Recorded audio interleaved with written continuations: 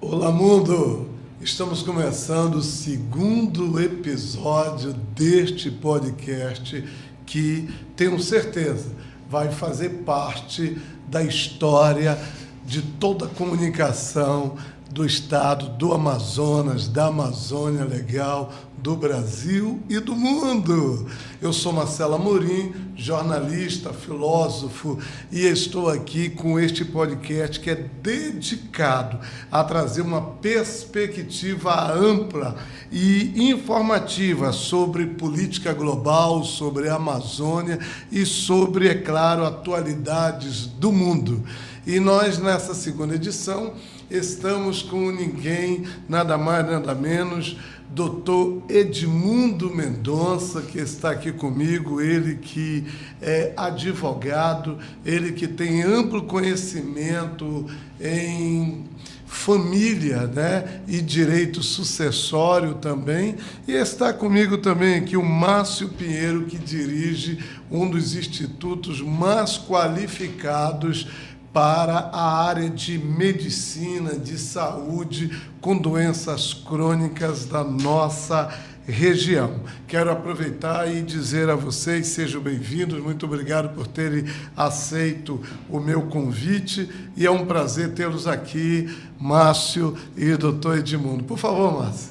Agradeço o convite, Marcelo, e para falar sobre a parte social, saúde, é interessante nesse mundo nosso que a gente vê, né, que as doenças são grandes, então a gente tenta encaminhar as pessoas no possível para tentar resolver os seus problemas. Maravilha. Doutor Edmundo. Obrigado, Marcelo Amorim, pela oportunidade. Desejo sucesso. Fiquei feliz com o nome da sua chamada, né? Olá, mundo, é importante entender, até porque a Amazônia já está globalizada já faz alguns anos, né? Então vamos bater um papo aí para ver se a gente consegue ajudar. É sobre isso que nós vamos conversar também, sobre essa questão da Amazônia, porque a Amazônia tem um destaque internacional, mas muitas vezes esse destaque internacional não fica muito claro de quem pertence à Amazônia, quem é realmente detentor do nome Amazônia, da história da Amazônia, da cultura da Amazônia. Mas vocês que são amazônidas, Márcio, eu começo por você perguntando o seguinte: por que Instituto Recuperando Vidas? E você falou de doenças crônicas, quais são, de fato, as doenças que são consideradas crônicas? Primeiramente, dizer que quando o Instituto foi criado há 18 anos, nós tivemos uma madrinha que criou, a doutora Eurinete, junto com uma equipe grande na Zona Leste de Manaus.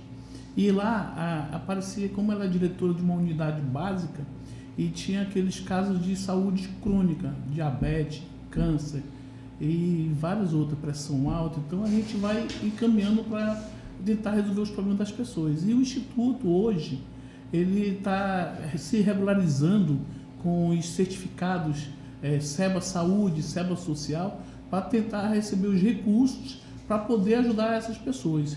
E nós temos uma parceria. No caso, ampliar ainda mais, né? Ampliar mais ainda, porque nós encaminhamos para as unidades básicas de saúde, para o hospital, para tentar resolver os problemas das pessoas. Mas a gente tem uma parceria com uma pesquisa com o Dr. Carlos Clume do INPA, que atua nessa área de pesquisa, entendeu? Correto. E atua com o gengibre amargo, né? Um gengibre amargo que está ajudando muita gente na pesquisa que ele atua. Na pesquisa dele existe um potencial do gengibre amargo. Eu vi aqui que você trouxe aqui para a gente conhecer um pouquinho, né, sobre este produto que você considera... É um suplemento alimentar. Certo. Ele ajuda nas células, quando ele entra no organismo, ele ajuda as células, restaurar as células. Um câncer é uma célula morta que ele vai lá tentar restaurar aquela célula. E quando é um câncer, ele tenta inibir as células cancerígenas a se desenvolver. E quando é uma diabetes, é uma glicose alta, tenta baixar. Uma pressão alta, tenta regularizar. Então, assim, com o acompanhamento de uma equipe médica, da equipe do Dr. Cleomir, que ele tem uma pesquisa, a gente encaminha para essas pessoas para poder ele dar o parecer. Então lá tem um médico, tem um... Ah, entendi. Então vocês são uma instituição bem diferente, porque vocês, na realidade, estão trabalhando em cima de pesquisas, com pesquisadores que estão contribuindo para o Instituto de vocês. Isso. E vocês estão pegando pessoas em vários hospitais, instituições de saúde que estão com doenças crônicas e vocês estão fazendo um encaminhamento e acompanhamento com este suplemento. E vocês começaram, então, a encontrar já resultados. Sim, muito resultado. A gente tem um resultado assim, do antes e do depois de uma doença como uma próstata, né, que está bem alterada. Uma próstata hoje, o grau dela é 2,5. Correto. E tem gente que chega lá com 20 e poucos o grau, então consegue chegar a zerar e fazer uma cirurgia depois com os médicos e tentar ficar bem melhor. Poxa, doutor Edmundo, o senhor conhece alguma experiência dentro desta área que o senhor considera relevante? Porque, veja bem, ele está falando aqui de doenças crônicas que podem ser impedidas de evoluírem com um suplemento importantíssimo como esse, que é o gengibre amargo, que a gente encontra aí no mercado, encontra na natureza. Não encontra no mercado, porque ela tem mais de 300 espécies de gengibre.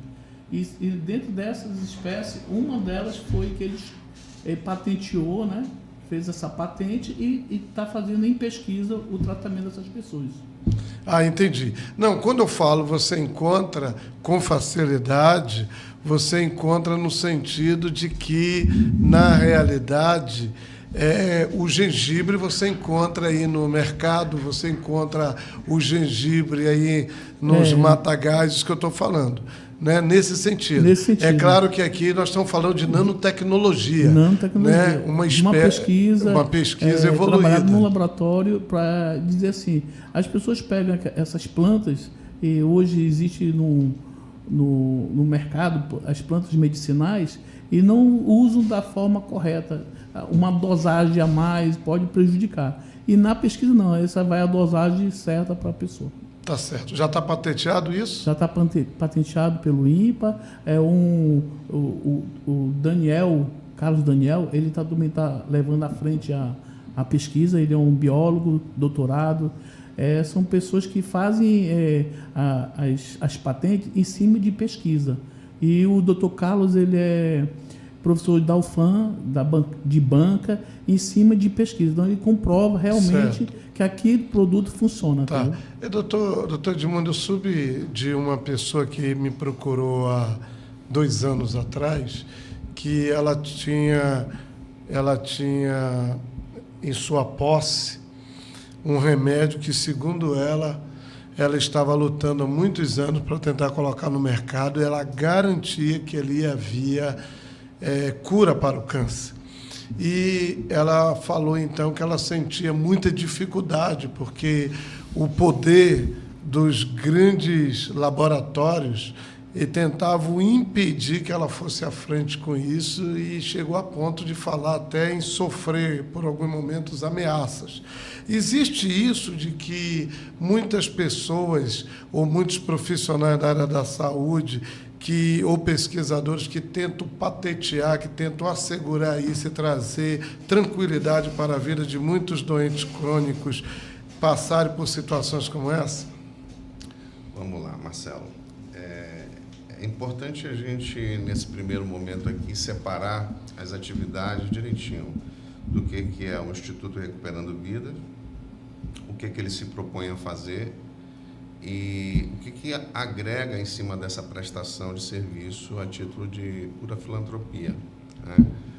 A questão desse produto que está em fase de experimentação final, apesar de já ter passado pelos exames pré-clínicos exigidos pela parte legal, pelas autoridades competentes que são os responsáveis por autenticar a legitimidade dos efeitos, está em processo. Né? O Instituto Recuperando Vida, e o Márcio, como presidente, ele tem muita bagagem para dizer isso, presta o serviço de base na questão da unidade que tem na Zona Leste E dentre os serviços que ali são prestados, inclui-se essa questão da apresentação do gengibre amargo. Você falou ainda agora aí que se encontra esse produto em supermercado, em algum lugar para vender. Não encontra esse produto disponível no mercado. É um produto natural, sem efeitos colaterais prejudiciais, pelo contrário, os efeitos colaterais dele são bem interessantes. Né? Acaba sendo zero, né? Na verdade, não é zero. Ele é um produto vasodilatador, né? E por conta disso ele tem um resultado fisiológico, principalmente nos homens. Correto. Ele é um estimulante sexual, acaba sendo isso. Então, isso seria um dos efeitos colaterais. É um produto aí que tem uma comprovada eficácia na questão da hipertensão, alguns tipos de sarcomas, na questão dos diabéticos também.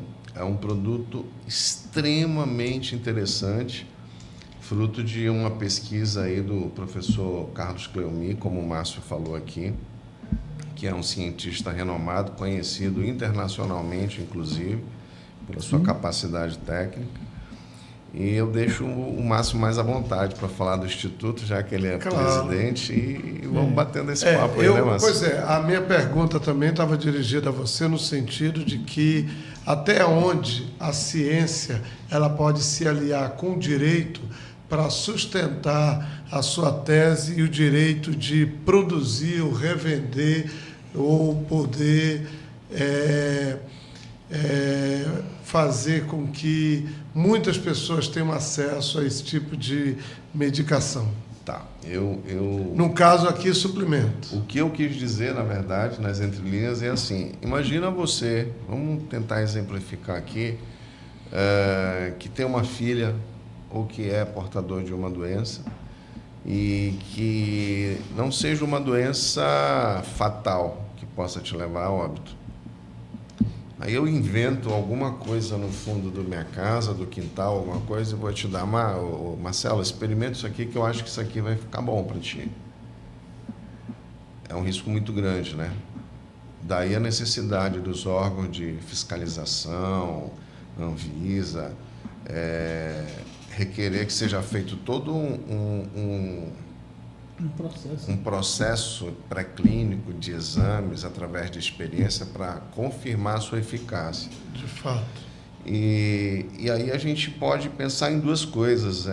Os processos de indenização por conta de algum efeito colateral de medicamentos, eles são milionários. Correto. Daí a resposta na questão do direito. Entendi. Que você está falando. Mas, por outro lado, nós temos também aqui na cultura brasileira, essa cultura mundial, a questão dos chazinhos da vovó. Não é isso? Isso. Até mesmo por estarmos aqui em plena floresta amazônica,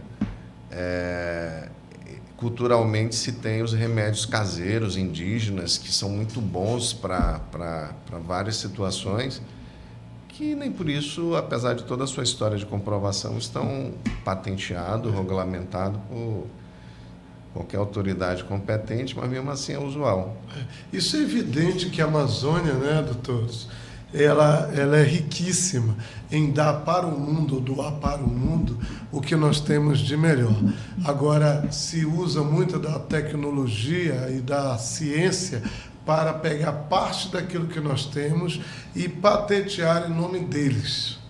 Nós temos um instituto aqui, que é o INPA, que já existe há talvez uns 70 anos, mas que comprovadamente, apesar de todos os recursos federais repassados ao longo desses anos, não se tem notícia de uma medicação ou de um produto desenvolvido naquele instituto lá que possa realmente beneficiar a sociedade. Não tem. E aí eu assumo um compromisso com você, até porque eu já alinhei com ele, né, Márcio? Sim. De trazê-lo aqui para que ele possa falar um pouco mais sobre a história do INPA, sobre o potencial que nós temos aqui, e sobre os convênios internacionais, sobre os olhos do mundo inteiro, sobre a biodiversidade da Amazônia, e tudo que nós podemos acabar de uma vez por todas desenvolvendo a título de medicação, de produtos, de riqueza natural, enfim. Você sabe que teve um tempo que a biojoia tomou conta, né, das principais mesas de negociações no mundo. E me parece que nós ficamos presos somente a isso. Vocês acham que ainda há espaço para muitas outras coisas, produtos que nós produzimos aqui no próprio estado do Amazonas? Lá no INPA, né, que eu saiba, tem uma prateleira assim, cheia de patentes e que estão tudo entulhadas. Então, assim, se for explorar um pouco mais o INPA para desenvolver produto, né, colocar no mercado, isso tem muito produto, tem pupunha, tem a sopa da piranha, e tem secador de madeira, tem tantas pesquisas que a gente precisa só colocar em prática, né? Aí o doutor Carlos comigo pode vir aqui explicar um pouco mais o que é o INPA, o que é toda essa evolução lá dentro do INPA. Respondendo um pouco da tua pergunta aí, buscando um pouco da história, o estado do Amazonas, ele na época da borracha, ele chegou com o seu comércio, a equilibrar a balança comercial do Brasil. A cidade de Manaus foi a primeira cidade do Brasil a ter energia elétrica, a primeira cidade do Brasil a ter uma faculdade de Direito. Nós temos aqui, de conhecimento mundial, todo o potencial reprimido ou mal aproveitado, seja de minérios, de nióbio, de água doce, de madeiras da floresta, de sementes, enfim, uma infinidade de produtos aí que talvez pudesse transformar, sem fazer nenhum tipo de apologia a uma separação, mas o estado do Amazonas é um estado riquíssimo, riquíssimo, que poderia se sustentar de uma forma muito plena com as suas próprias riquezas, penso eu. Muito bem, pegando isso aí, todas essas origens de riquezas, é óbvio, elas vêm da zona rural do interior do estado, porque elas estão nas suas terras, nos seus solos, nas suas águas, na sua floresta. Como é que a gente consegue, então, falando de direito sucessório, que é a sua especialidade, conseguir identificar ou levar o caboclo amazonense, manauara ou não, ele entender que de onde às vezes ele tem vergonha da origem, de onde às vezes ele tem vergonha dos seus antepassados, ele pode dali obter, né? Obter aí uma vida bem mais plena e bem mais próspera, podendo, com isso, receber como herança tudo aquilo que é dos seus patrícios. Vamos lá. Nós temos um problema histórico aqui que, com relação a direito sucessório, e a gente pode falar um pouco mais sobre isso daqui a pouquinho, a questão da regularização fundiária, as terras da Amazônia. Eu sou um camarada, uma pessoa apaixonada pela história, gostaria de ter um pouco mais de tempo para realmente ler, conhecer um pouco mais sobre tudo isso. E o que eu posso te dizer é assim, quem não sabe de onde veio, não sabe para onde vai. O que nós temos aqui, sem entrar no mérito de política, de desenvolvimento do Estado, nós temos fronteiras e muros muito altos com relação ao amazonense, e aqui é importante que a gente possa esclarecer uma coisa. Eu tenho dito aos amigos na hora de algumas conversas que o estado do Amazonas tem padecido injustamente de publicidade equivocada. Quando a mídia nacional e internacional falam sobre a Amazônia devastada, logo se atribui ao estado do Amazonas, que, na verdade, diferente da Amazônia legal, que envolve outros estados, né, que faz essa composição, o estado do Amazonas tem o menor índice de derrubada de madeira do Brasil. Nós temos algo em torno de 3, 4% de área devastada ou com floresta derrubada. O restante tudo está preservado. De fato. Com a questão da implementação da Zona Franca de Manaus, que se estabeleceu em Manaus, e que também no seu projeto original existe toda uma preocupação com o desenvolvimento do interior do estado, mas infelizmente, decorridos aí pouco mais de 50 anos, pouca coisa ou quase nada foi feito, com algumas exceções de tentativa de ex-governantes, como Amazônia Verde, Zona Franca Verde, que infelizmente não avançou por conta de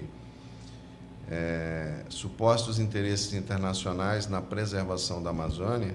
Eu penso que a floresta tem que atender ao desenvolvimento do homem, e não o homem ser submisso ou viver precariamente com relação ao potencial realmente que nós temos. Nós tivemos agora uma ministra que disse que nós, principalmente nós manauaras, queremos tanto a 319 que é para a gente ficar passeando. Que é um absurdo, né?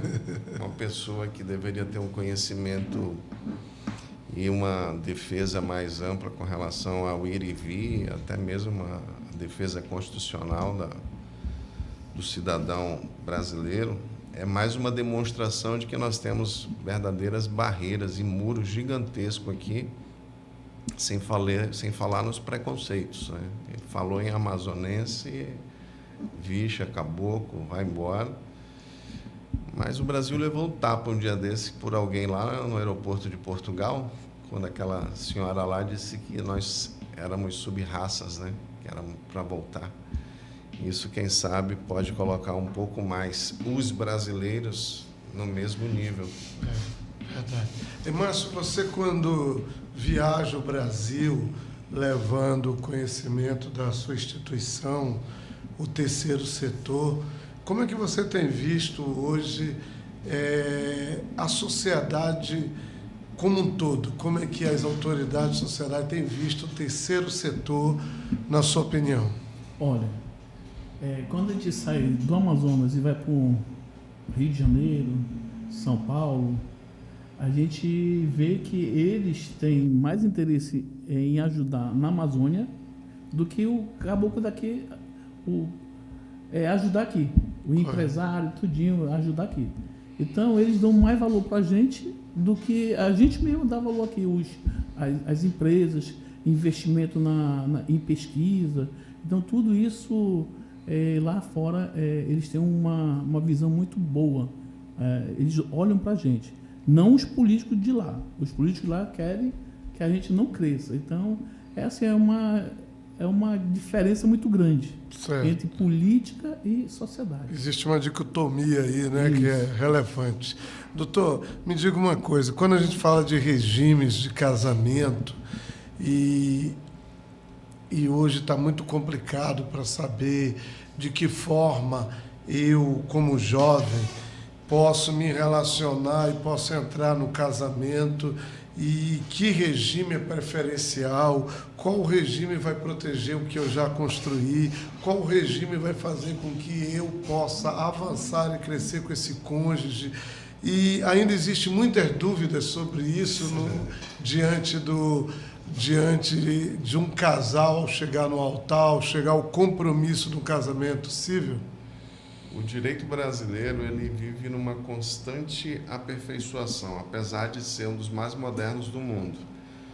Se nós formos nos debruçarmos sobre a questão dos regimes que hoje são adotados no Brasil, a gente pode passar alguns meses, se não anos, conversando sobre todas as suas particularidades.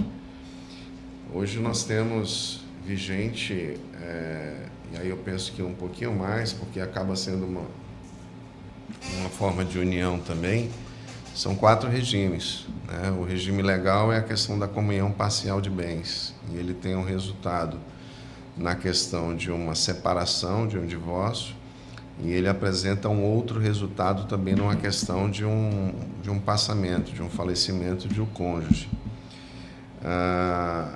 Existe também a questão da comunhão universal de bens, a separação de bens e a separação obrigatória de bens. E cada uma responde ou tem um efeito diferente dependendo também da composição familiar. Quanto maior a família, quanto mais filhos você possa ter e netos, e também dependendo da forma com que foi feita a união, a exemplo, você pega uma pessoa que já saiu de um outro relacionamento, que possa ter 2 ou 3 filhos, se junta com uma outra pessoa, como aquele filme falou, os meus, os teus e os nossos, numa sucessão, é um negócio complicado. E veja, não tem nem como se falar numa questão de que não há nenhum tipo de conflito de interesse, porque falou em dinheiro, em algum momento alguém vai se sentir prejudicado, ou vai ter mais interesse, ou vai se achar com mais direito do que um outro. O ideal seria que no Brasil passasse a se adotar o que já acontece na América, exemplo, que é a questão da sucessão familiar.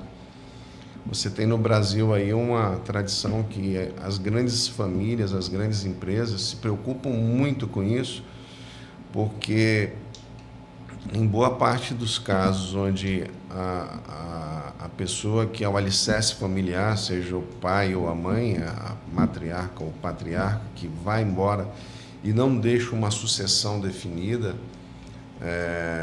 muitas vezes deixa até os filhos meio que dependentes, meio que viciados em algum tipo de atendimento, não se preocupando com os negócios da família. Isso para os negócios é fatal praticamente.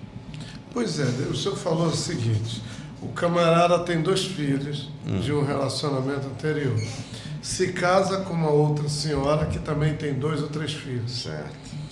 E aí começa uma confusão, porque às vezes o camarada cria uma simpatia, acaba dando ou premiando mais o filho da outra do que o próprio filho. Aí cria aquela confusão familiar do tamanho do mundo. Acontece uma catástrofe, uma desgraça, e nisso acontece aí algo que nós chamamos aí da importância de ter um inventário, ou seja, judicial ou extrajudicial, né? Qual é a diferença nesse processo? Vamos lá. Só para lembrar um pouquinho aqui, usando um vocabulário bem simples mesmo, na questão legal da separação parcial dos bens, há de se entender o que são os bens particulares adquiridos antes daquela união e pós-união. Como eu te falei aí, vai ter um efeito de um jeito na questão de separação, que vai levar ao que tiver, que for constituído, os bens pessoais são de cada um. E no caso do falecimento, em regra, Marcelo, é porque eu gosto sempre de estar escrevendo para fixar o pensamento e a ilustração. Imagina que a Dona Maria tinha de um relacionamento anterior, e aqui o regime que foi optado é a separação parcial de bens. Tinha 2 filhos. Um desses filhos falece, mas antes deixa 2 filhos. São 2 netos da Dona Maria. Correto. A Dona Maria se junta com o seu João. Ok? O seu João tinha um filho. A Dona Maria, ela já vinha com um patrimônio pessoal dela. E quando ela casou com o seu João também já tinha um bem pessoal dele. Tá bom. Passaram 20 anos vivendo como marido e mulher e ela vem a falecer. Tudo que foi adquirido na constância desse casamento é objeto de meiação do seu João. Ok? 50% disso aqui é dele. Agora, Os outros 50% vão ser divididos em partes iguais. Correto. Os filhos que ela teve antes do casamento, Certo. e os filhos que ela teve com ele, se porventura tiveram, durante o casamento. O João não tem compromisso nenhum com os filhos dela antes do casamento. Não tem. Entendeu? E isso vai ser partilhado. Um dos filhos da Dona Maria que faleceu aqui tem o quinhão dele garantido, que vai ser distribuído de forma igualitária para os filhos que seriam os netos da Dona Maria. Os netos. Então, no primeiro momento, ele pode parecer bem complexo, mas, na verdade, quando a gente começa a explicar e mostrar a cadeia sucessória dos legítimos, aí fica mais fácil o entendimento. Entendi. E como é que... Desculpe, e como é que acontece esse reconhecimento de... Porque, às vezes, o João, ele faz um reconhecimento de paternidade daqueles que não eram seus filhos legítimos. Tem muito isso, principalmente no interior do estado. Olha só. Eu estou falando de realidades que eu vejo no dia a dia. Veja bem. Ainda ontem eu estava assistindo um filme com a minha esposa. Um beijo para ela, para a Fernanda, para o Anderson, para o João. Um abraço para minha filha também. E para Carol com K também. Tá certo. Ele vai entender.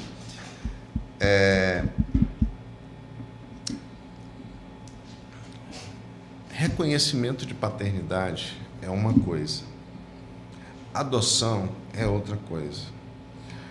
O que você falou aí é que alguém reconhece ou pelo menos adota essa pessoa e essa pessoa adotada, ela vai passar a ter ipsiliter o mesmo direito que um filho natural, um filho fisiológico. O direito brasileiro não ampara nenhuma diferença de direito entre eles. E com relação à questão do reconhecimento de paternidade, que é uma outra coisa totalmente diferente, ela é legítima e ele é eterno, entre aspas, né? Enquanto houver vida, eu posso pleitear o reconhecimento de paternidade de meu pai, que graças a Deus é vivo e é meu esteio, é a pessoa que eu amo, assim como a minha mãe também, que deve estar assistindo. Enquanto vivo eu for, por mais que eles já tenham sido falecidos. O reconhecimento de paternidade é uma coisa. O direito de peticionar a herança é outra coisa, e aí envolve prescrição, pode ser que tenha. Acontece que existe um processo que, às vezes, onde eu quero chegar, do crime involuntário, vamos colocar assim. O João se uniu com a Maria tinha uma criança. O João, querendo honrar a Maria, vai lá e registra o filho da Maria, que é o Pedro, com o sobrenome dele. Aí, dessa união, nasce 1, 2 ou mais filhos. Como é que fica a situação do Pedro? Primeiro que ele não poderia ter registrado Pedro como filho dele se não fosse pelo processo de adoção, correto? Não sei, Marcelo. Não sei. O Brasil é muito grande e nós temos municípios aí que, em algum momento, pode deixar a desejar a questão da assistência. Imagina o que é você estar em Nova Olinda do Norte ou em qualquer outro lugar e, de repente, aparece uma pessoa que tem um parto em casa. Entrega para o Márcio fica com essa criança. O Márcio pode muito bem ir lá no cartório e registrar no nome dele e da esposa dele como se tivesse tido em casa, ou ir para o hospital e fazer um procedimento que a gente sabe que não é impossível de fazer. Então, entenda o que eu estou te dizendo. Legalmente é um assunto, é uma forma de conduzir, mas que há possibilidade, sim, de acontecer uma situação dessa, um episódio desse. E aí não envolve em crime, tá? Não quer dizer necessariamente que houve crime, não. E essa criança adotada dessa forma, mesmo que de uma forma não regular, ela vai ter, sim, se não houver nenhum tipo de questionamento, seus direitos sucessórios totalmente garantidos. Interessante. Registrou, já era. Né? É que nem imóvel. É dono quem registra. Desculpa a comparação.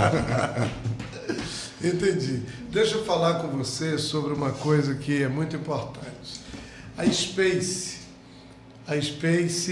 é uma escola importante de games e escola técnica, e a Space está aqui na Rua Pará, no número 170, altos aí do Chopp Brahma, aqui no Vieira Alves.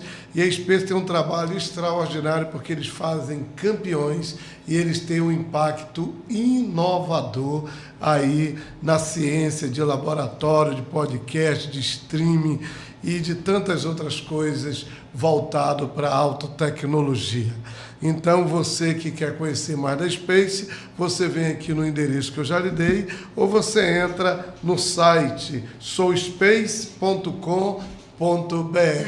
Eu tenho certeza que você vai entrar no universo dos campeões e da tecnologia. Tá certo? Estou recebendo hoje aqui Edmundo Mendonça, advogado especialista aí em regimes e direito sucessório. Estou recebendo também o Márcio Pinheiro, que dirige o Instituto Recuperando Vidas e que trabalha principalmente, entre outras coisas, com aqueles que têm doenças crônicas, aonde eles estendem a mão, tentam ajudar através de parceiros com grande gama de tecnologia, de ciência e de nanotecnologia, com suplementos como este que está aqui na minha mão, que é o gengibre amargo. Existe muita procura, Márcio? Existe, né? Então a demanda é tão grande que às vezes a gente não consegue atender todos que nos procuram, mas a gente tenta ajudar, né? Cada um, de cada forma, tudinho. Vocês trabalham só nessa área Não, ou o Instituto de vocês tem outras frentes de trabalhos sociais? A gente lá no São José, a gente faz o Natal Solidário. Correto. Na igreja de São José, lá A São José Operária é aqui na Cachoeirinha, essa é outra, é na Praça 14. Não, essa José. Só é São José. É São José. Tá, é a paróquia de São José. Paróquia de São José. Então a gente faz trabalho com empresas que ajudam a fazer o Natal daquelas crianças, daqueles idosos. E a gente faz. E eu sou Papai Noel, né? E eu faço o trabalho Natal Sem Fome, eu vou em instituição. E esse ano eu fui em várias casas levando uma cesta básica para assim, ajudar aquelas pessoas que precisam. É fantástico, né? Você chegar na casa de alguém, levar uma cesta, ver a pessoa sorrir, você ver os brilhos, ver aquela família dizer: hoje eu tenho certeza que a minha ceia natalina, que a minha mesa terá pelo menos o mínimo digno para que eu possa ceiar com a minha família, não é verdade? Por trás do Instituto não tem só o presidente, tem uma equipe grande, né? Eu quero agradecer a todos que trabalham com a gente, principalmente a doutora Eurinete, aí tem a nossa assistente social. Então é tudo um grupo de pessoas que tenta ajudar as pessoas. Maravilha, poxa, que coisa linda. Isso é muito bom, é maravilhoso. Você está de parabéns sobre isso. E, doutor, isso aqui é uma herança social, que o Márcio, é claro, deve ter em alguma fase da vida dele recebido da sua família, dos seus pais, de tudo aquilo que o aculturou. E quando a gente fala de herança, como é que a gente vive essa questão de herança nas famílias? Nós estamos vendo agora nos meios de comunicação famílias tradicionais de muito recurso em Manaus, de nomes, brigando, né, de forma bárbara em relação à herança. Marcelo, ninguém quer morrer. A gente trabalha muito, corre atrás para adquirir patrimônio e culturalmente ainda não estamos preparados para fazer aquilo que eu já tinha comentado anteriormente, que é um planejamento sucessório. Na América, exemplo, quando os casais têm os filhos, eles se programam para custear o nível superior, a faculdade dos filhos. Existe toda uma preocupação com relação a essa situação. No Brasil, o que nós temos é uma questão de que vamos viver a vida e, desculpa se me parece ser grosseiro ou não, e daqui a pouco cada um que se vire e que dê seu jeito aí. Logo que isso não é regra, né? Isso aí é uma parte da sociedade. Mas na questão sucessória, é lamentável que o empresário, que o empreendedor que se preocupou em trabalhar, construir um patrimônio em detrimento a uma qualidade de vida melhor para os seus filhos, sua família como um todo, também não se preocupe como que vai ficar aquela família na sua ausência. Daí a necessidade da programação. Estou com uma dor aqui muito forte, só falei porque realmente está forte. Da programação sucessória. Aqui em Manaus nós temos aí exemplo de algumas famílias tradicionais que, aí eu vou omitir o nome, mas grupos empresariais que a partir do momento em que o seu patriarca faleceu, o negócio praticamente acabou também.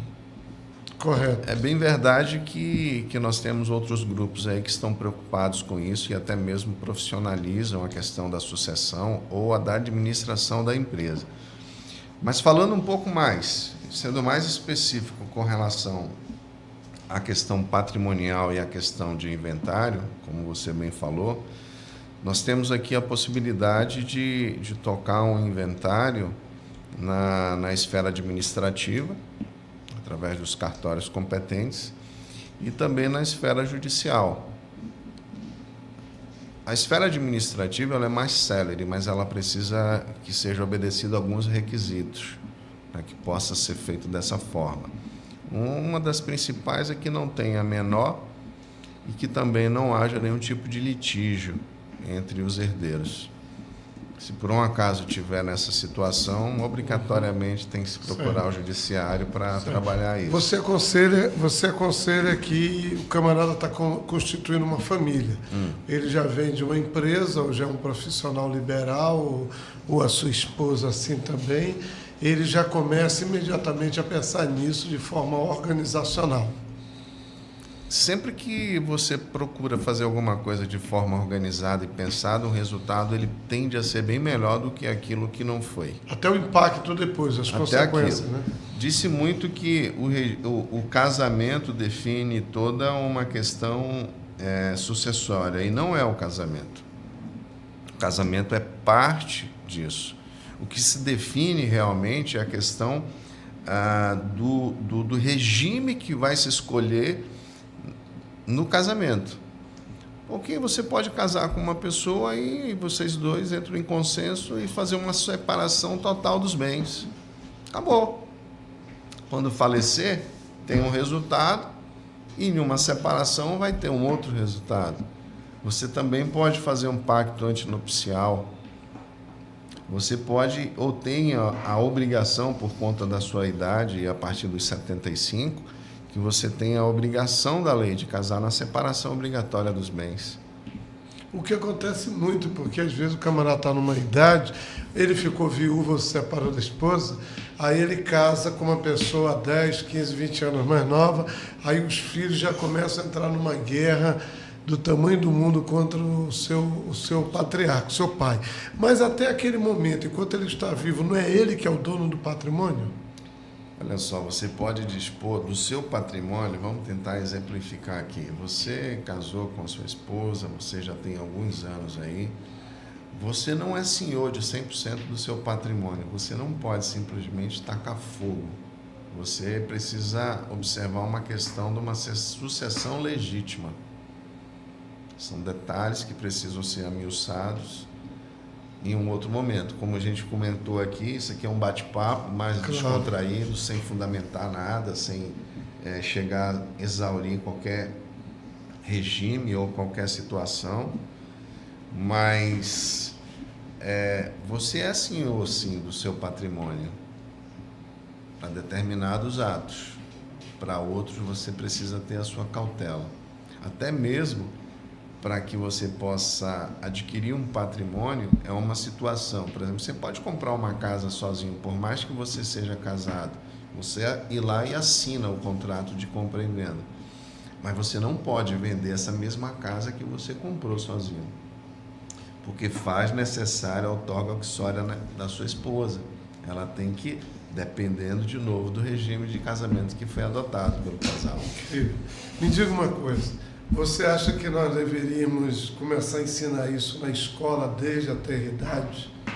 Eu penso que o direito constitucional ele deveria ser ensinado, sim, desde os primeiros anos de... Você lembra que antes nós tínhamos OSPB, né? Organização Social Política Brasileira. Eu achava fantástico aquela matéria. OMC também, né? Tinha outra matéria também, né? Que foi extinta, né? Que você, quando chegava no colégio, você era obrigado a cantar o hino nacional. Correto, isso. O hino do Amazonas. Hino do estudante, hino Cívica. Nacional, hino do... de hinos Manaus. cívicos, ordem cívica. Isso é verdade. Isso é verdade. Então, a escola seria, claro, o princípio, né, e a base para que quando você chegasse à maturidade, chegasse à idade adulta e começasse a tomar conta dos seus negócios, você pudesse, a partir daí, então, ir definindo e já trabalhando isso desde o primeiro momento de um relacionamento conjugal. Com certeza. Tá. Penso eu. Muito bem, nós estamos chegando no finalzinho aqui do nosso programa, deixa eu lhe falar. Você quer falar do Instituto e você quer falar com o Márcio, você quer que o Instituto esteja no seu bairro, quer que o Instituto visite sua família, quer conhecer mais sobre esses suplementos. Como é que faz, Márcio? Nós temos nosso Instagram, né?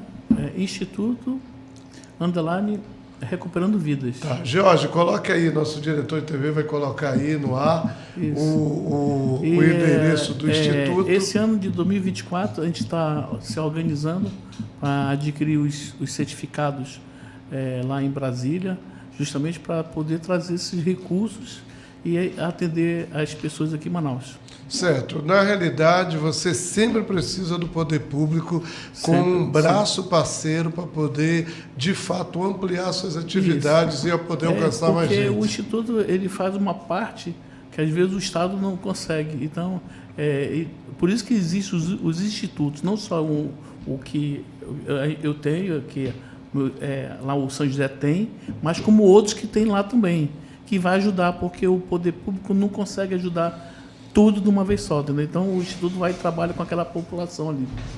Você não acha que é porque, na realidade, o poder público acaba como uma máquina estatal, não tendo a sensibilidade que tem um gestor do terceiro setor e que vive continuamente a realidade da sua comunidade?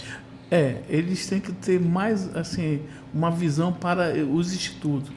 Ver quem é que trabalha direitinho, quem trabalha sério e dar um apoio maior para essas instituições. Aí sim, a gente vai ter uma sociedade mais justa, mais atendida, né, na área social e da saúde. Né? Entendo. Até porque a partir daí você acaba... Qual é o número que a gente fala com o presidente Márcio Pinheiro? 92 Manaus, né? 98119. Tá, deixa eu anotar aqui com calma. 92 é o prefixo. 8119 5165. 5165. Fala com Márcio Pinheiro. 24 horas, seu número ligado? 24 horas. É porque quando você é presidente, você não tem mais... Porque às vezes você está no pronto-socorro levando uma pessoa, então... Não tem. Eu sou assim. Márcio, vamos ali. Ajuda ali. Márcio, faz isso. Então a gente está ali para ajudar, entendeu? Tá. Mas como foi que nasceu, aflorou em você esse sentimento humanitário de poder estender sempre sua mão? Porque você poderia estar ocupado com todas ou qualquer atividade sua da sua família, não é verdade? Tem duas pessoas que sempre eu penso que fez eu ser uma pessoa do bem, né? Minha tia, a doutora Eurinete, e uma madrinha que já se foi, a doutora Tarsila Mendes.